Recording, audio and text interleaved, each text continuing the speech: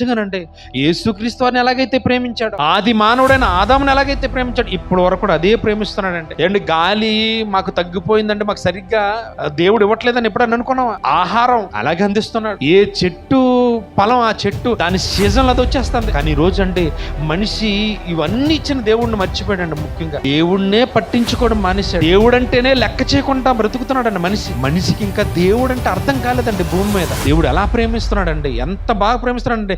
దేవుడు లోకమును ఎంతో ప్రేమించాడండి. ప్రేమకు ప్రతిరూపమైన, కానీ ముతిమి వచ్చే వరకు ఆయన తెలుసండి నిన్ను ప్రేమిస్తానే ఉన్నాడండి. నీ కోసం ఎదురు చూస్తున్నాడండి దేవుడు. తన ఆశదే నా కోసం భూమి మీదకి వెళ్ళిన నీవు పరిశుద్ధంగా బ్రతికి మళ్ళా వచ్చేయాలి అంటే ఈ భూమి మీదకి వచ్చిన మనిషి ఏం చేశాడంటే లోకంతో పాటు వెళ్ళిపోవడం ప్రారంభించాడు. ఎందుకంటే మనిషి భూమి మీదకి వచ్చిన తర్వాత దేవుడిని విడిచిపెట్టడం ప్రారంభించాడు. దేవుడికి ఒక ఆశ ఉందని, అసలు దేవుడు ఇంత అందమైన రూపాన్ని నాకు అనుగ్రహించాడని, ఈ రూపాన్ని ఇచ్చిన దేవుడికి నేను ఏమి చెల్లించాలి, ఎలా దేవుడిని మహిమపరచాలని మనిషి మర్చిపోవడం గనుకనే ఈరోజు తన ఇష్టానుసారంగా బ్రతుకుతున్నాడంటే అర్థాంతరంగా అండి. ఒకప్పుడు 60, అధిక బలం ఉంటే 80 ఏంటంటే ఆయుష్ తగ్గిపోతుంది. 40 సంవత్సరాలు కూడా గ్యారంటీ లేని పరిస్థితుల్లోకి వెళ్ళిపోయాం మనం. 40 సంవత్సరాలు ఎక్కువలో కనిపిస్తుంది. ఏ క్షణాన్న ఈ గుండె ఆగిపోతుందో తెలియలేని పరిస్థితుల్లోకి వెళ్ళిపోయాడండి మనిషి. ఎక్కడ చూడండి ఏమైందంటే గుండె జబ్బు, స్ట్రోక్. ఎక్కడ చూడండి, ఇక్కడ చూసిన ఇదే ఎవరు చూడండి.